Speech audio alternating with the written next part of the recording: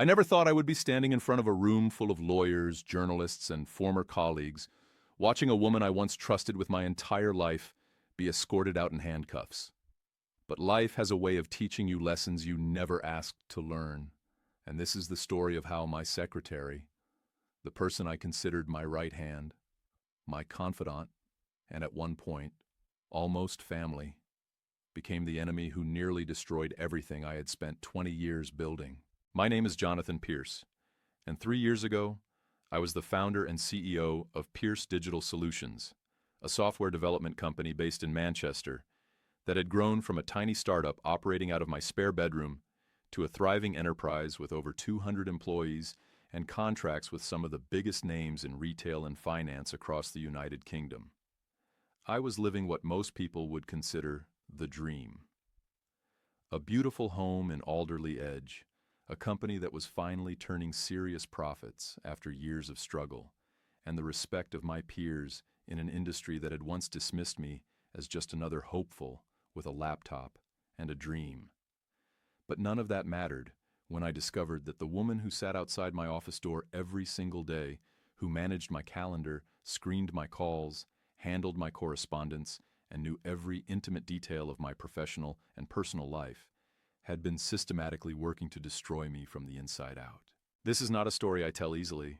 Even now, with justice served and the truth finally exposed, I find myself waking up at 3 in the morning, replaying conversations, analyzing moments, wondering how I could have been so blind for so long.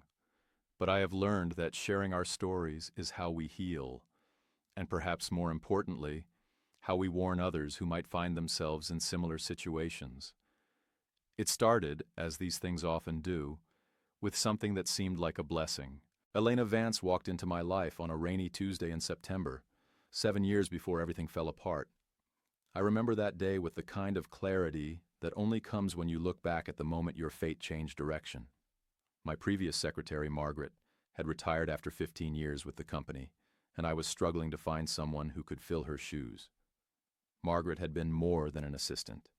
She had been an institution, a woman who knew the business almost as well as I did, who could anticipate my needs before I even knew I had them, who had watched my marriage fall apart and my company rise from the ashes with equal measures of discretion and support. Finding her replacement felt impossible. I had interviewed dozens of candidates, each one lacking something essential. Some were too inexperienced, others too rigid. A few seemed competent, but lacked the warmth that I valued in someone I would be working with so closely. Running a company can be isolating, and your assistant often becomes the one person you can be honest with about your fears, your doubts, your moments of uncertainty that you cannot show to employees or investors or clients. Then Elena walked in. She was 34 years old, immaculately dressed in a navy blue suit that was professional without being severe, with dark hair pulled back in a way that seemed effortless, but was probably carefully considered. Her resume was impressive. She had spent 6 years as an executive assistant at a marketing firm in London before relocating to Manchester to care for her elderly mother. She spoke 3 languages, had a degree in business administration, and her references were glowing. But it was not her qualifications that made me hire her on the spot. It was the way she listened. During the interview, I found myself talking more than I normally would with a candidate. I told her about the company's history, about the challenges we had faced during the recession, about my vision for the future. Most candidates would have nodded politely, waiting for their chance to sell themselves. Elena asked questions, thoughtful, insightful questions that showed she had done her research and genuinely understood what we were trying to accomplish. She asked about our company culture, about what had made Margaret so valuable, about what I needed most from the person in this role. And then she said something that I would think about many times in the years to come. She said, "Mr. Pierce, I believe that a good executive assistant is not just someone who manages tasks. It is someone who protects their employer from distractions, from time wasters, from people who do not have their best interests at heart. If you hire me, I will make it my mission to ensure that nothing and no one can harm you or this company without going through me first." At the time, I thought it was the most reassuring thing I had ever heard. Looking back, I realized it was a declaration of war. She was telling me exactly what she was going to do. She was going to position herself as the gatekeeper to my entire life, and I was going to thank her for it. Elena started the following Monday, and within weeks she had transformed my professional existence. My calendar, which had always been a chaotic mess of overlapping meetings and forgotten appointments, became a masterpiece of efficiency. She learned my preferences with almost supernatural speed. She knew that I took my coffee with exactly 1 sugar and a splash of milk, that I preferred morning meetings because my energy flagged in the afternoon, that I hated small talk with clients but needed to engage in it anyway, so she would prepare me with personal details about whoever I was meeting, so I could ask about their children or their recent holiday. She anticipated problems before they arose. If a client was becoming difficult, she would alert me with a carefully worded email before the situation escalated. If an employee was struggling, she would suggest I check in with them before their performance became an issue. She screened my calls so effectively that I never had to deal with cold callers or time wasters, but she somehow always knew which calls I would want to take personally, even from numbers she had never seen before. Within 6 months, I could not imagine how I had ever run the company without her. This is where I need to be honest about my own failings, because understanding how I was manipulated requires understanding my vulnerabilities, and I had many.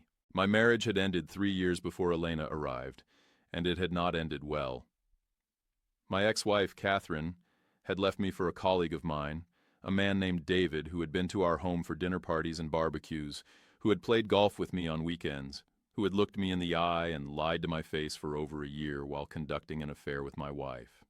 The divorce had been brutal, not because of money or property, but because of the betrayal itself. I had trusted Catherine completely, and I had trusted David as a friend, and discovering that both of them had been deceiving me had shattered something fundamental in my ability to connect with people. I threw myself into work after the divorce. The company became my entire identity, my reason for getting out of bed in the morning, my substitute for the family I no longer had. I worked 60, 70, 80 hours a week. I took on new clients, expanded into new markets, pushed myself and my employees to the absolute limit.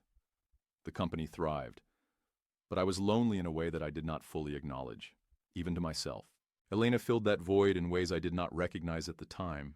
She was not just my assistant, she became my confidant. During late nights at the office, we would talk.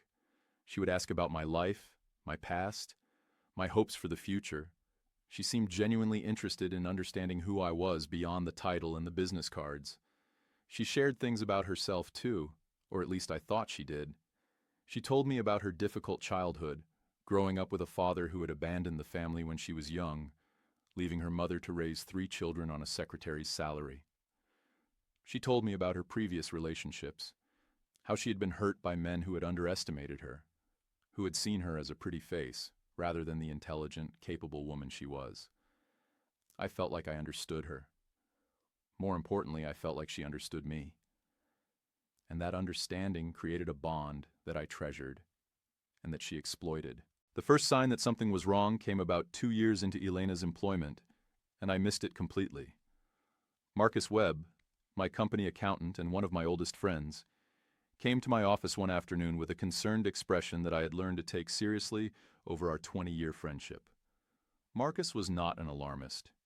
He was methodical, careful, the kind of person who triple-checked everything before raising a concern.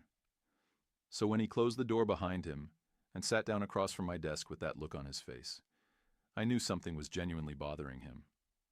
"John," he said, and the use of my nickname rather than my title told me this was personal rather than professional. "I need to ask you something, and I need you to not get defensive." I leaned back in my chair, bracing myself. "Go ahead. Have you noticed anything strange about Elena lately?" I frowned. Of all the things I had expected Marcus to say, that was not one of them. "Strange how?" "She's been performing brilliantly as far as I can see." Marcus hesitated, choosing his words carefully. "That's just it. Her performance is almost too perfect. And some of the financial reports that have been coming through lately, the ones she handles before they get to me, there are small discrepancies. Nothing major, nothing that would raise red flags on its own.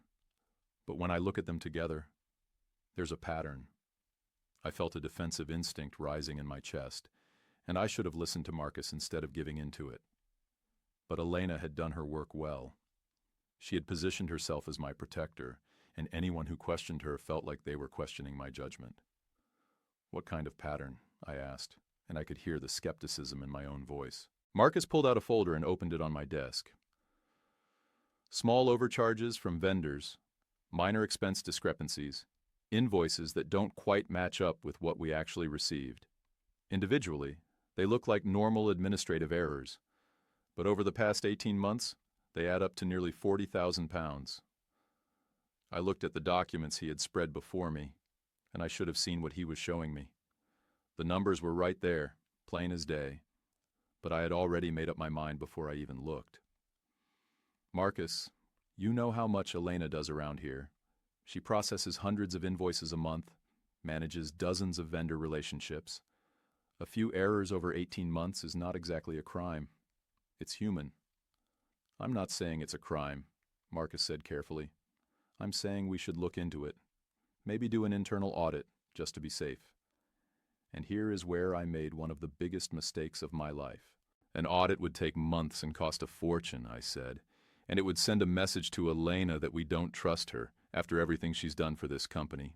No, I'll mention it to her, ask her to be more careful with the vendor invoices. I'm sure it's nothing." Marcus looked at me for a long moment, and I could see the disappointment in his eyes. He knew I was wrong. He knew I was protecting Elena for emotional reasons rather than logical ones.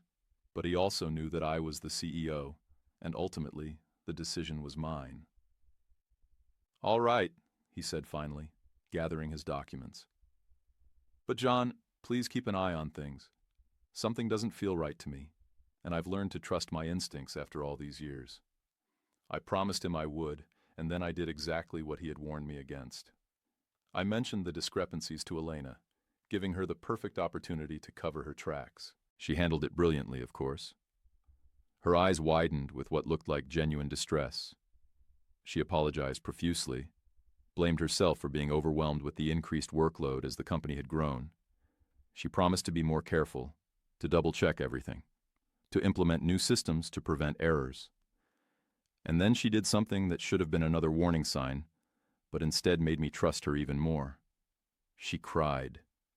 Not dramatic sobbing, just a few quiet tears that she quickly wiped away, embarrassed.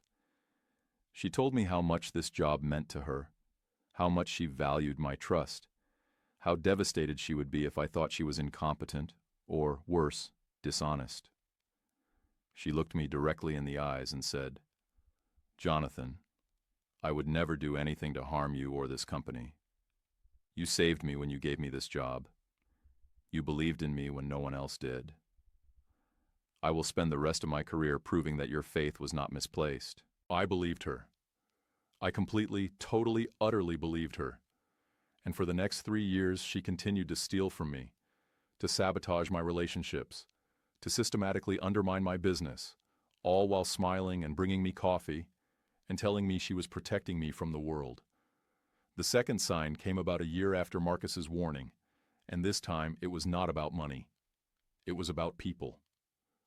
I had always prided myself on having good relationships with my employees. Despite being the CEO, I tried to maintain an open-door policy. I knew the names of most of my staff, asked about their families, attended their wedding receptions and retirement parties. I believed that a company was only as strong as the people who worked there, and I tried to create an environment where people felt valued and heard. But gradually, almost imperceptibly, I started to notice that employees seemed more distant. People who had once dropped by my office to chat would now hurry past with barely a nod. Team leads who had always been eager to share their ideas would submit suggestions through formal channels rather than discussing them with me directly. There was a subtle shift in the atmosphere, a coolness that I could not quite identify or explain. I attributed it to the company's growth. We had expanded significantly over the past few years, and it was natural that I would be less accessible as we got bigger. I was in more meetings, dealing with more clients, handling more crises. Of course, people would feel less connected to me personally, but the real reason was Elena.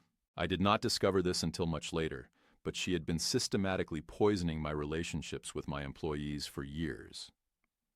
She controlled access to me, remember? She decided who got meetings and who did not, whose calls I returned and whose went unanswered, whose emails reached my inbox, and whose mysteriously disappeared into spam filters. If an employee complained about something Elena had done, she would ensure their subsequent requests for my time were deprioritized. If someone questioned one of her decisions, she would find small ways to make their professional lives difficult. She would forget to tell them about important meetings, or give them wrong information about deadlines, or pass along subtle criticisms that she claimed came from me but were entirely her own invention. She was particularly skilled at targeting people who might have warned me about her. Anyone who got too close, who might have seen behind her mask, found themselves gradually pushed out of my orbit. She did it so smoothly that neither they nor I realized what was happening, and when people eventually left the company, frustrated and disillusioned, she would shake her head sadly and tell me that it was such a shame, that she had tried to help them, that some people just were not cut out for the demands of a growing business. I believed her every time. The third sign was the most significant and the most personal, and it almost succeeded in destroying me completely.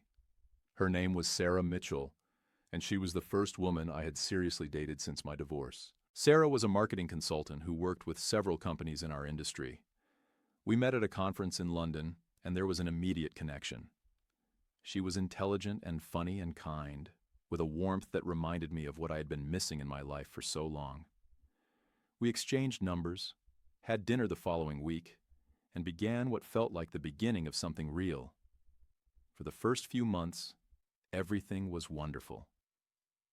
Sarah lived in London, which meant we saw each other on weekends, either her coming to Manchester or me taking the train south. The distance was challenging, but it also meant that our time together felt precious and intentional. We talked for hours about everything and nothing.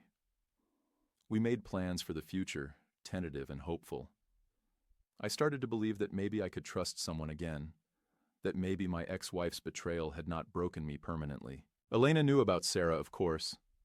She managed my calendar, which meant she knew when I was blocking out weekends for personal time. She had met Sarah once when she came to the office to surprise me for lunch. At the time, Elena had been perfectly pleasant, charming even, complimenting Sarah's dress and making small talk about the challenges of long-distance relationships. Looking back, I can see the calculation behind her smile. I can see her assessing Sarah, identifying her as a threat, and beginning to formulate a plan.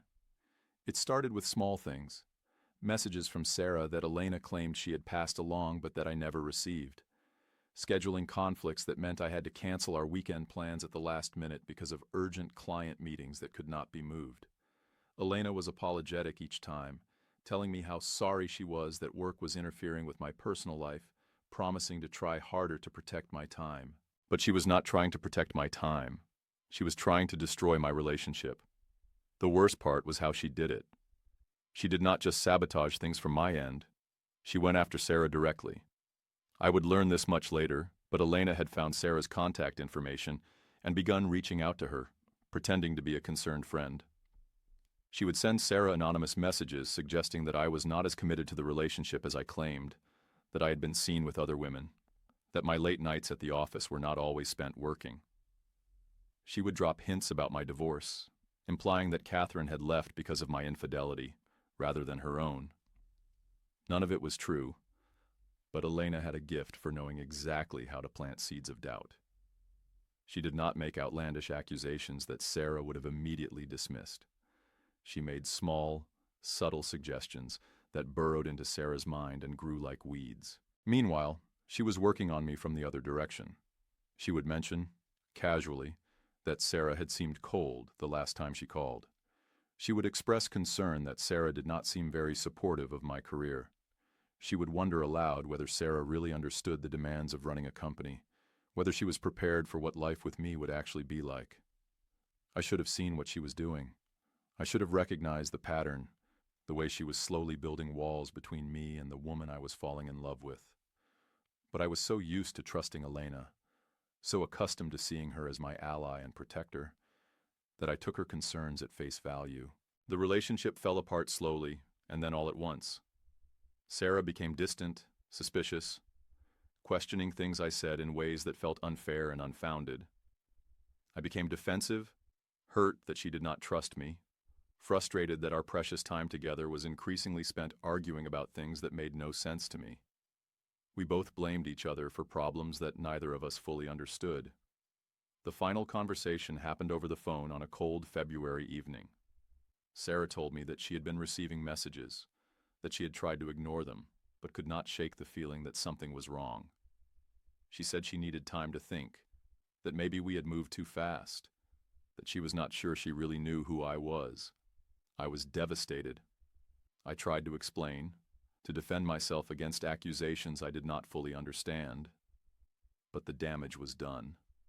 By the time I hung up the phone, I knew the relationship was over, and I did not even know why. Elena was there for me through the aftermath, of course. She brought me tea and canceled my afternoon meetings so I could have time to process. She listened sympathetically as I poured out my heartbreak, never once revealing that she was the architect of my misery. She told me that I deserved better, that Sarah clearly was not the right person for me, that someday I would find someone who truly appreciated what I had to offer. I thanked her for her kindness and her support. I told her I did not know what I would do without her, and she smiled and told me that I would never have to find out.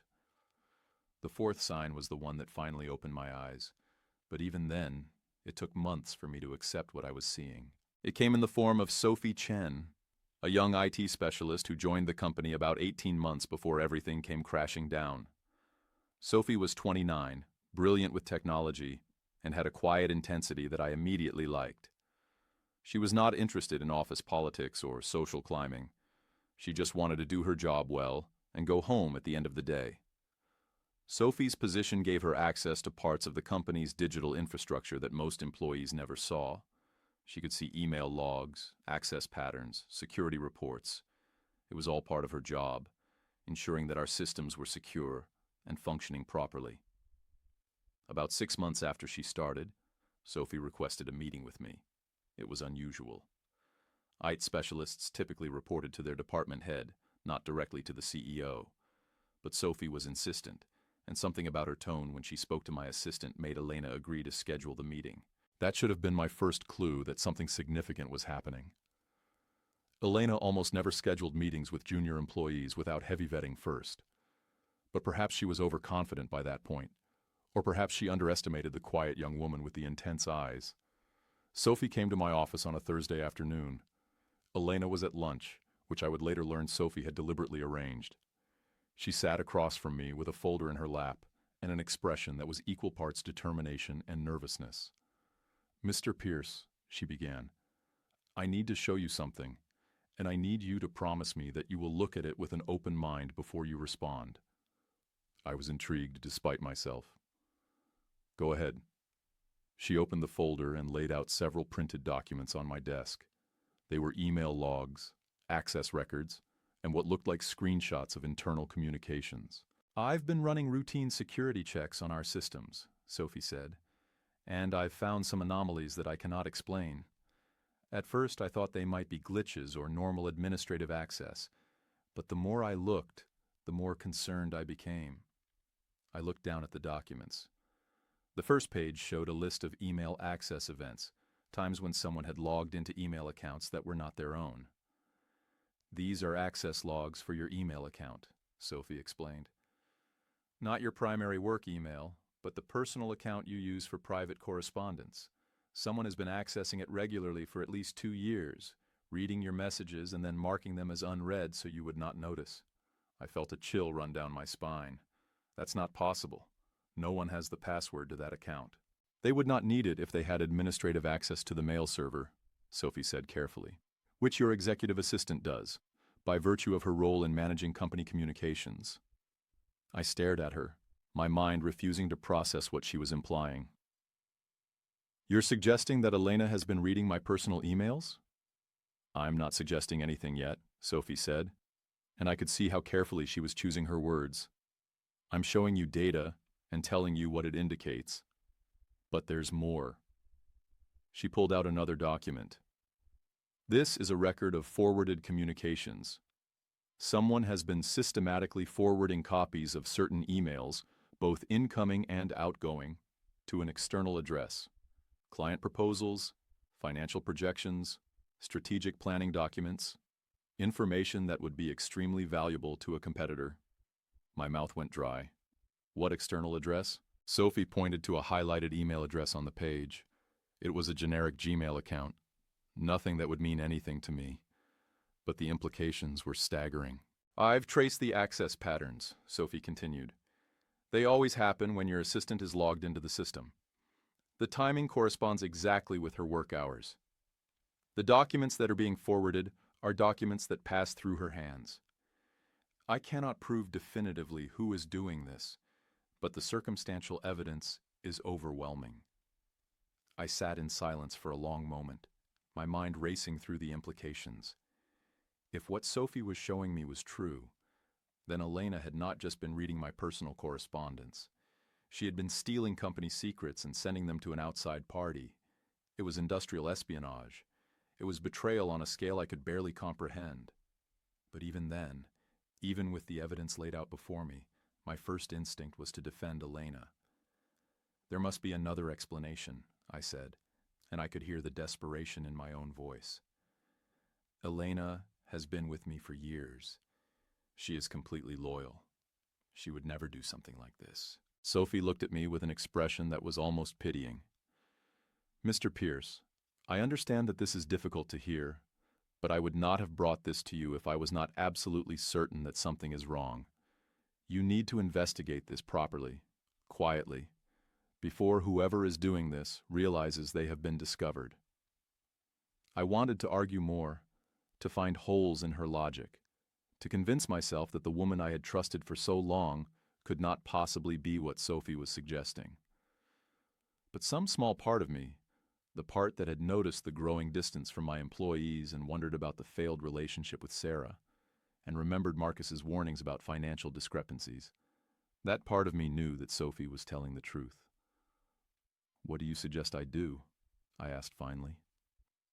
Sophie's expression shifted to something like relief, as if she had been prepared for me to dismiss her entirely, and was grateful that I was at least willing to listen. We need to set a trap, she said.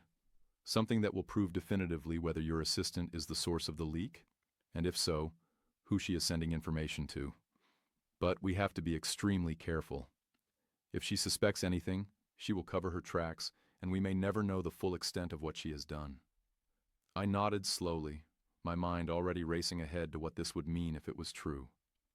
The betrayal of trust, the years of deception. Everything I thought I knew about Elena would be revealed as a lie. Okay, I said. Tell me what you need. Sophie outlined a plan that was elegant in its simplicity. We would create a fake document, something that looked like a genuine strategic proposal but was actually designed to be traced.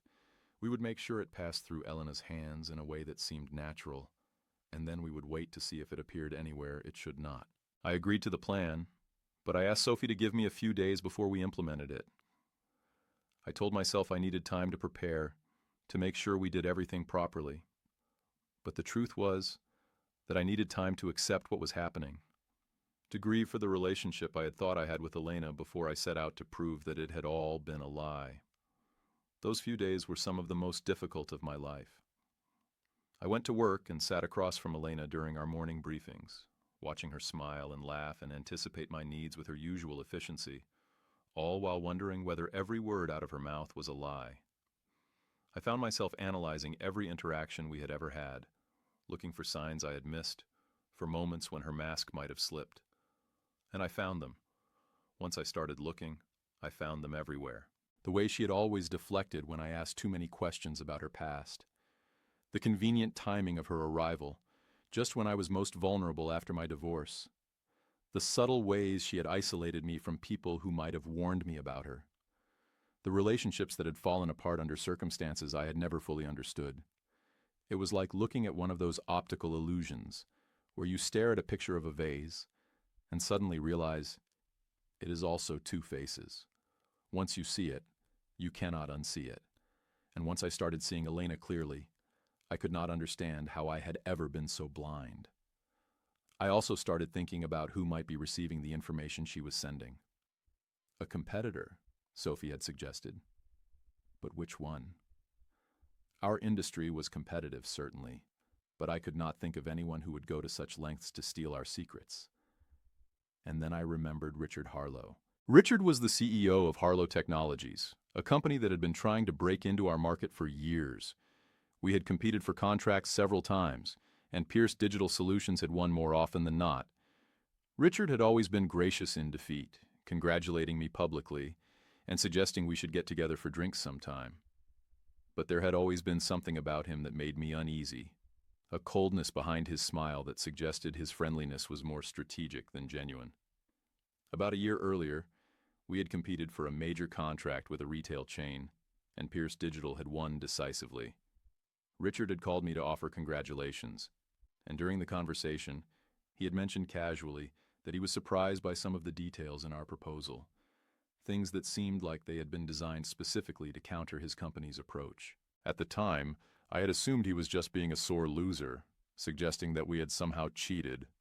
But now, with Sophie's revelations fresh in my mind, I wondered whether he had been hinting at something else entirely. Had he expected to know what was in our proposal before we submitted it? Had someone been feeding him information that had suddenly stopped arriving? The pieces were starting to come together, but I still did not have the complete picture. I did not know why Elena would betray me, what she had to gain, what could possibly motivate someone to spend years destroying a person who had only ever treated them with kindness and trust. I was about to find out. Sophie and I implemented our plan the following week. I created a fake memo about a potential acquisition, a company that did not exist, and a deal that would never happen. I made sure to leave it on my desk where Elena would see it during her regular morning check of my office. I told her I was considering something big, and asked her to schedule some time for us to discuss it later in the week. She took the bait perfectly. I watched on the security cameras as she photographed the memo when she thought she was alone, her usual pleasant expression replaced by something calculating and cold. It was strange, seeing her like that. It was like watching a stranger wearing the face of someone I had known for years. Within 48 hours, Sophie confirmed that the fake information had been forwarded to the same external email address. And more importantly, she had managed to trace where that email account was accessed from.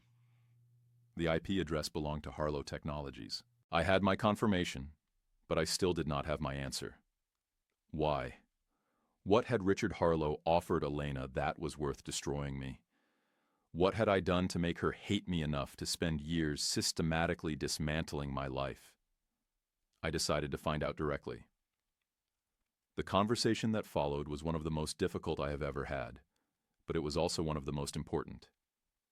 I needed Elena to think she had won, to feel confident enough to reveal her true motivations. So I called her into my office, closed the door, and told her that I was thinking of retiring. The look on her face was priceless. For just a moment, before she got her expression under control, I saw triumph. Pure, undisguised triumph. "That's a big decision," she said carefully. "What brought this on?" I sighed heavily, playing the part of a tired, defeated man. "I'm just exhausted, Elena. The company is doing well, but I've been running so hard for so long. And with no family to speak of, no one to leave it to, I've started wondering what it's all for." She nodded sympathetically, but I could see the wheels turning behind her eyes. "Have you thought about what you would do with the company?" "Sell it, probably," I said. "I've had offers over the years.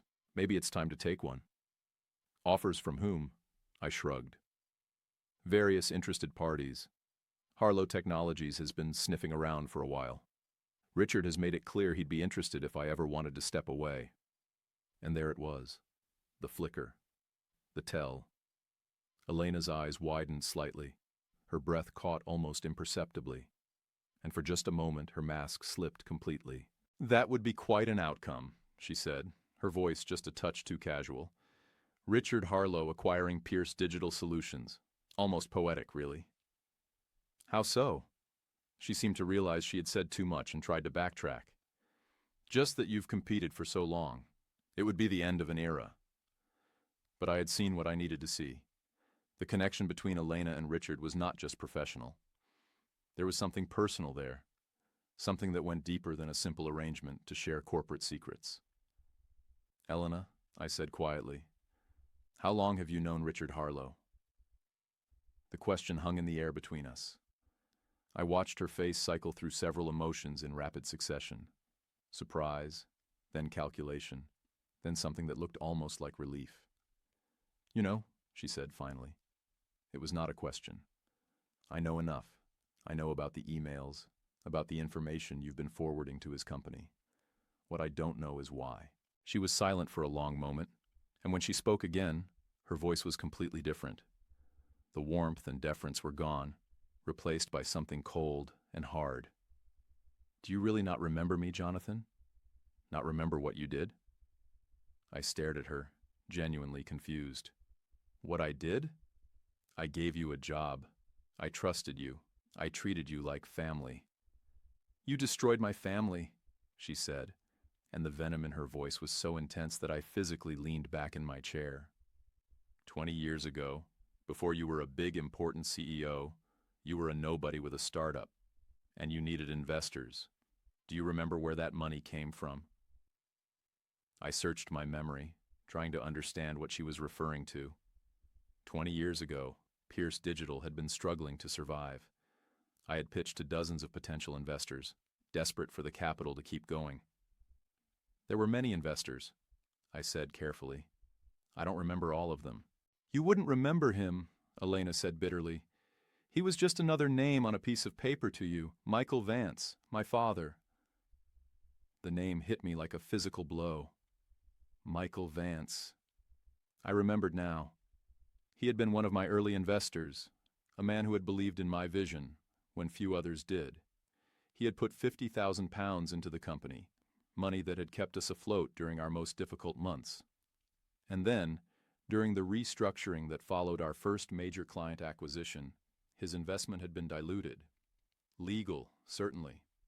Standard practice in the startup world. But for someone who did not understand how these things worked, who had invested their life savings expecting to be a partner rather than a minor shareholder, it could have felt like theft. "Your father invested in my company," I said slowly. "He was compensated according to the terms of our agreement." "He was pushed out," Elena spat. "You took his money, used it to build your empire, and then structured things so that his stake became worthless. When the company started making real money, he had nothing. He lost everything. He lost our house, our stability, our future, and then he lost his life. I'm sorry about your father," I said, and I meant it. I didn't know he was struggling. If he had come to me, he did come to you. Elena's composure cracked completely, years of suppressed rage pouring out. "He wrote to you, he called your office, he begged for a meeting, and you ignored him. Your assistant, Margaret, kept him at arm's length. She told him you were too busy, that there was nothing to discuss. She protected you from having to face what you had done." I sat in stunned silence. I had no memory of any of this. 20 years ago, I had been drowning in work, fighting every day to keep the company alive. I had trusted Margaret to manage my communications, just as I had later trusted Elena. If Michael Vance had reached out, I had never known about it. "My father killed himself," Elena continued, her voice dropping to barely above a whisper. 3 years after he lost his investment, he drove his car off a bridge. He left a note that said he was sorry for being a failure, for not being able to provide for his family. He blamed himself, but I knew the truth. I knew who was really responsible. The weight of her words pressed down on me. I had not known. I had genuinely not known that one of my early investors had suffered such a fate. But that did not make it any less tragic, any less real. "Elena," I said slowly, "I am truly sorry for what happened to your father. But I did not know. I did not ignore his requests on purpose. And whatever happened with his investment, it was not done with the intention of harming him or anyone else." "It doesn't matter what you intended," she said coldly. "What matters is what happened. My family was destroyed. My mother worked herself into an early grave trying to keep us fed and housed. My brother turned to drugs and died of an overdose before he was 30. My sister hasn't spoken to me in years because I remind her too much of Dad. All of it traces back to you and your precious company. I understood now. The hatred that had been hiding behind her smile all these years. The patient, methodical destruction she had inflicted on my business and my personal life. This was not about money or corporate espionage. This was about revenge. "So you came to work for me," I said. "You spent years pretending to be my friend, my confidant, while systematically trying to destroy everything I had built." "Not just destroy it," Elena corrected. "Transfer it. Every piece of information I sent to Richard, every client I helped him poach, every strategic advantage I handed over, it was all building toward one goal. When Pierce Digital collapses, and it will collapse, Richard Harlow is going to buy it for pennies, and he's going to give me 30% of the acquisition, 30% of everything you built, everything you stole from my family. It's only fair." The casual way she outlined her plan was chilling. She had thought of everything. Years of patient sabotage, all building toward this moment. "And the financial discrepancies?" I asked. "The money Marcus noticed?" Elena smiled, and it was the coldest expression I had ever seen. "A girl has to have some walking around money. Think of it as interest on my father's investment." "And Sarah?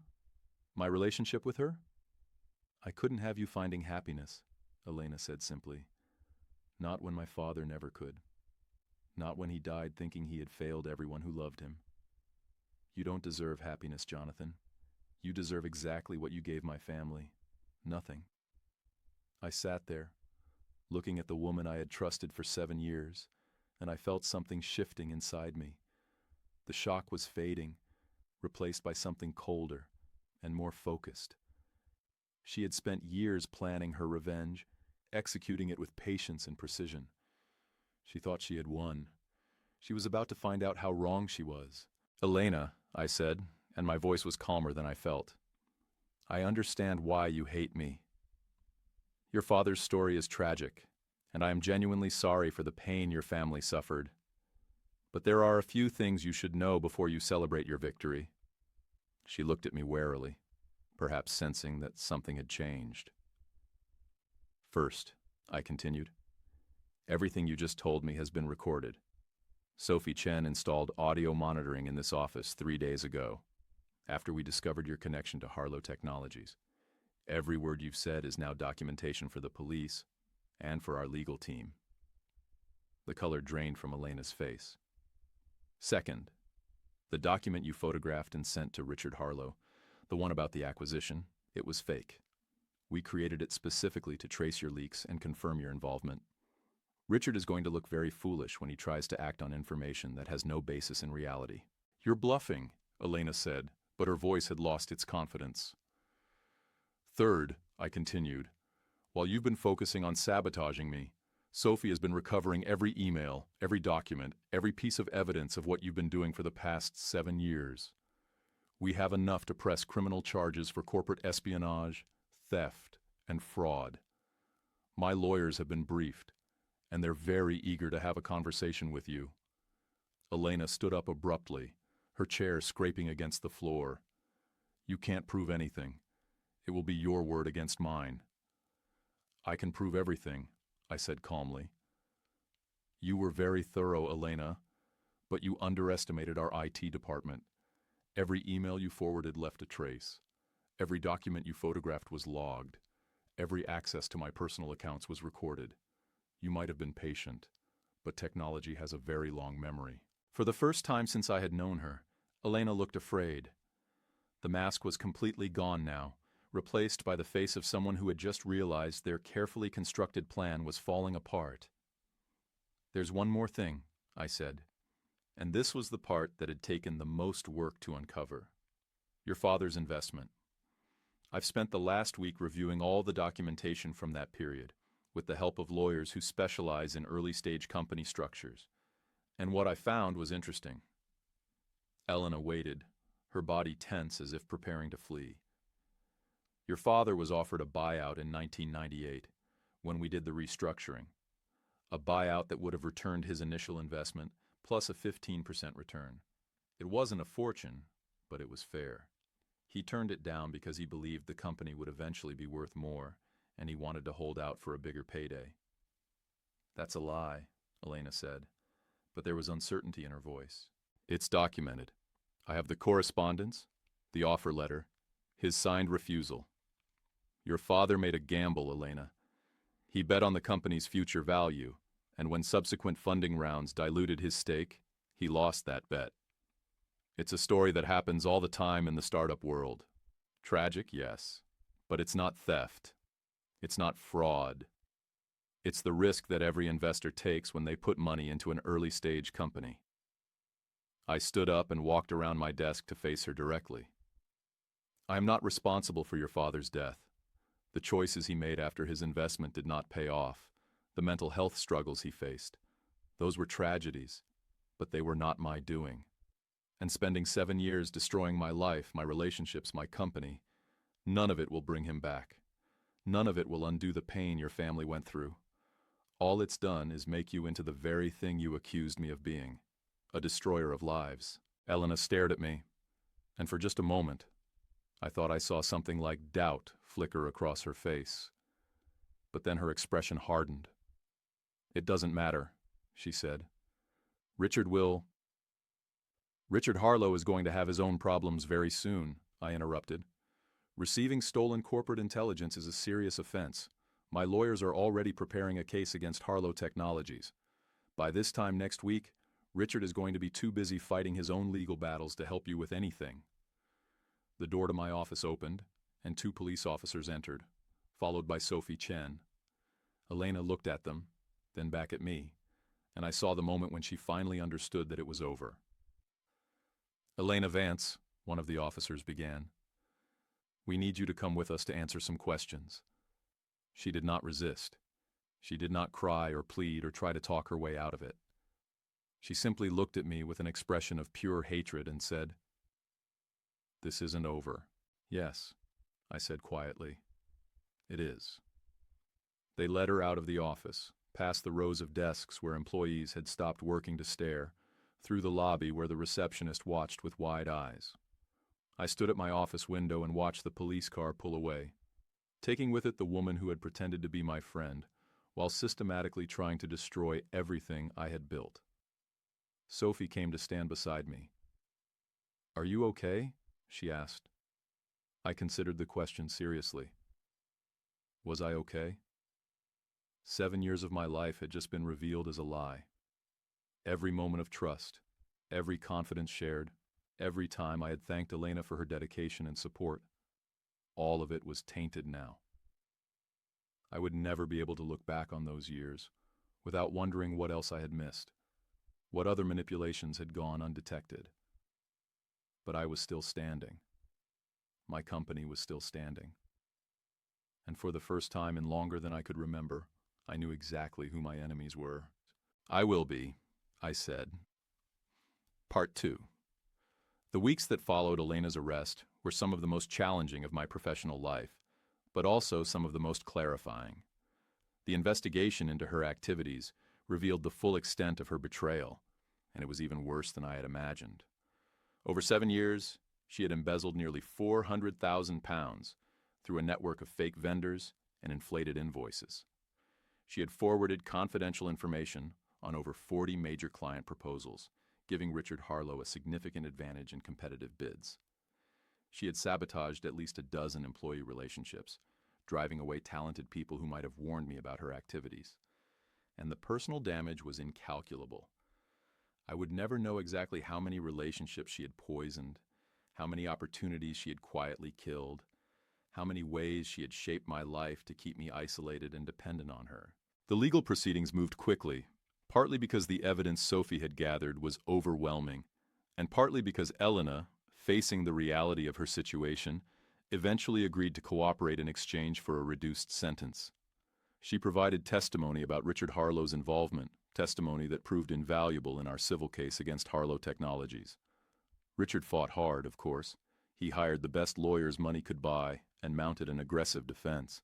claiming that he had been misled by Elena and had no knowledge that the information she was providing was stolen. But the emails told a different story. Sophie had recovered correspondence between Richard and Elena that stretched back nearly 5 years. Conversations that made clear he knew exactly what he was receiving and how she was obtaining it. The civil case resulted in a substantial settlement. Harlow Technologies paid Pierce Digital Solutions nearly £2 million in damages, and Richard himself was forced to resign from his position as CEO. His reputation in the industry was destroyed, and the last I heard, he had relocated to Spain to escape the whispers that followed him everywhere in the UK. Elena served 3 years in prison for fraud, theft, and corporate espionage. I did not attend her sentencing hearing.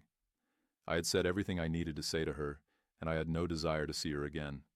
But I did receive a letter from her, about 6 months into her sentence. It was not an apology. I had not expected one. It was something stranger, something that took me weeks to fully process. She wrote that she understood now that her father's death had not been my fault, that the documentation I had shown her had forced her to reconsider everything she thought she knew about what had happened.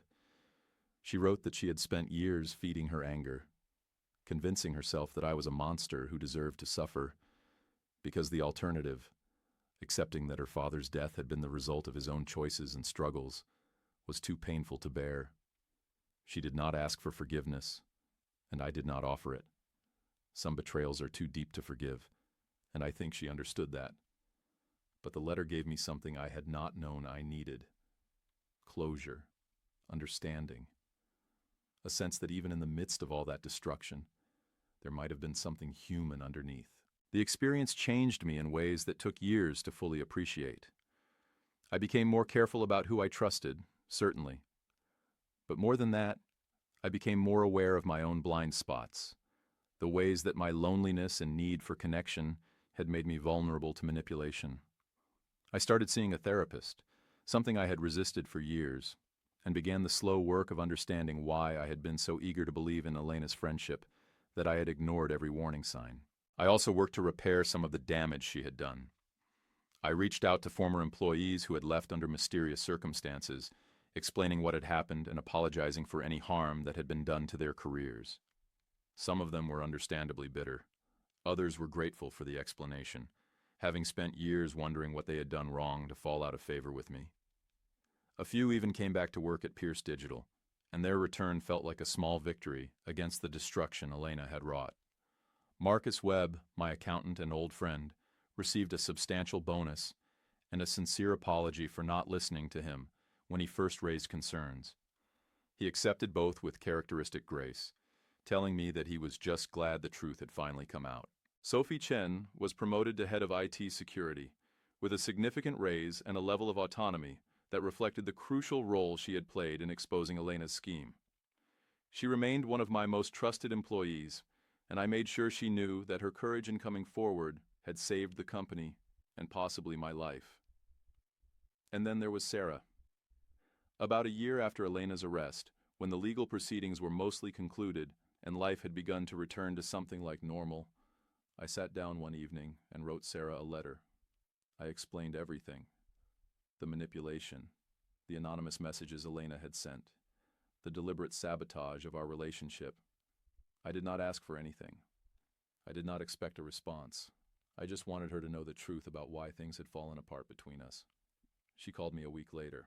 The conversation was awkward at first. We were strangers in some ways, two people who had shared something real, but had lost it under circumstances neither of us fully understood. But as we talked, some of the old ease came back. We laughed about how blind we had both been, how effectively we had been played by someone who had made a study of manipulation. We agreed to meet for coffee, just to talk, with no expectations. That coffee turned into dinner. Dinner turned into more dinners. And slowly, carefully, with both of us carrying the scars of what we had been through, we began to rebuild what Elena had tried to destroy. Sarah moved to Manchester 2 years later. We took things slowly, both of us wary of trusting too quickly. But eventually, the walls we had built came down. We got married in a small ceremony at a country house in the Cotswolds, surrounded by a handful of close friends and family. Sophie was there. Marcus was there. people who had proven their loyalty through the darkest period of my life. Elena was not there, of course. By then, she had been released from prison and had disappeared from my life completely. I heard through the grapevine that she had changed her name and moved to Scotland, starting over in a place where no one knew her history. I hoped she had found some peace, though I was not sure peace was possible for someone who had spent so many years consumed by hatred. Sometimes late at night, I still think about everything that happened. I think about her father, Michael Vance, a man I never really knew but whose suffering had set so much in motion. I think about Elena, spending years of her life on a revenge scheme that ultimately destroyed her more than it destroyed me. I think about the choices we make when we are in pain, and how easily those choices can lead us away from healing and toward destruction. I am grateful every day that Sophie spoke up when she did. I am grateful that Marcus kept his suspicions alive even when I refused to listen. I am grateful that Sarah gave me a second chance, even after everything we had been through. Most of all, I am grateful that I survived. There is a lesson in all of this, one that I try to remember whenever I find myself tempted to trust too quickly or to ignore my instincts when something feels wrong. The people closest to us have the greatest power to hurt us. That is an unavoidable reality of human connection. But it does not mean we should close ourselves off from connection entirely. It means we should choose carefully, pay attention to the warning signs, and surround ourselves with people who earn our trust through their actions, not just their words. Elena told me once that she would make it her mission to ensure that nothing and no one could harm me without going through her first. It was a promise that sounded like protection, but was actually a threat. She was telling me that she would control access to my life, that she would be the gatekeeper who decided what I saw and heard and experienced. I did not understand the danger of that arrangement until it was almost too late. Now, when I hire people, when I build relationships, when I open myself up to trust, I remember that lesson. I keep my eyes open, I listen to my instincts, and I never let anyone become so essential to my life that I cannot see clearly what they are doing. Pierce Digital Solutions is still thriving. We have grown beyond anything I imagined when I started the company in my spare bedroom all those years ago. We have offices in 3 cities, contracts with some of the biggest names in technology and retail, and a team of people who have proven themselves trustworthy through years of hard work and dedication. I am no longer the CEO. I stepped back about 2 years ago, transitioning to a chairman role that lets me stay involved in the company's direction without the day-to-day stress of running everything. My successor is a woman named Jennifer, someone who worked her way up through the company over 15 years and who embodies everything I value in a leader. She is smart, ethical, and keenly aware of the importance of treating people with respect and honesty. Sarah and I have a good life. Not a perfect life, because no life is perfect, but a good one, built on foundations of trust and honesty and the hard-won knowledge of what happens when those things are absent. Sometimes I wonder what would have happened if Sophie had never noticed the anomalies in our security logs. Would Elena have succeeded in her plan? Would Pierce Digital have collapsed, been bought out by Richard Harlow for a fraction of its value? Would I have lost everything without ever understanding why? I do not like to dwell on those possibilities. They belong to a timeline that did not happen, a future that was prevented by a quiet, observant young woman who was brave enough to speak up when something seemed wrong. The story of my secretary who turned into my enemy is not a story about villains and heroes. It is a story about pain, and how pain can twist us into versions of ourselves we would not recognize. Elena was not born evil. She was shaped by tragedy, by loss, by a grief that was never properly processed or healed. She made choices that destroyed lives, including her own, but those choices had roots in something deeply human. That does not excuse what she did. The harm she caused was real, and the people she hurt deserved better. But understanding her motivations has helped me move forward without carrying the weight of hatred that she carried for so long. Hatred is a poison, as someone much wiser than me once said. It damages the vessel that carries it more than anything it is poured on. Elena spent years poisoning herself with hatred for me, and in the end, she was the one who suffered the most. Her revenge did not bring back her father. It did not heal her family. It did not give her the peace she was looking for. It only added more pain to a world that already had far too much. I choose not to hate her in return. Not because she deserves forgiveness, but because I deserve freedom. Freedom from the past, from the anger, from the weight of what was done to me. I am Jonathan Pierce. I was betrayed by someone I trusted completely, someone who spent 7 years pretending to be my friend while working to destroy me. And I survived.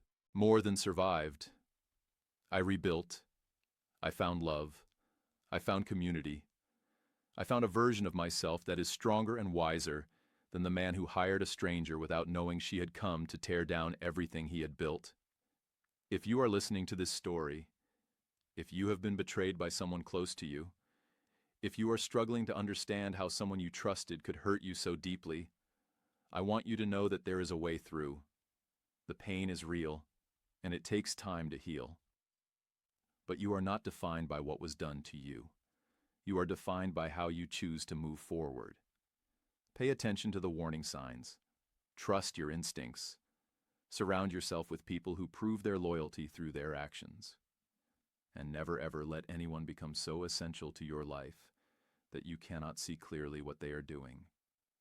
That is the lesson I learned from my secretary, who became my enemy. That is the truth that set me free. Thank you for listening to my story.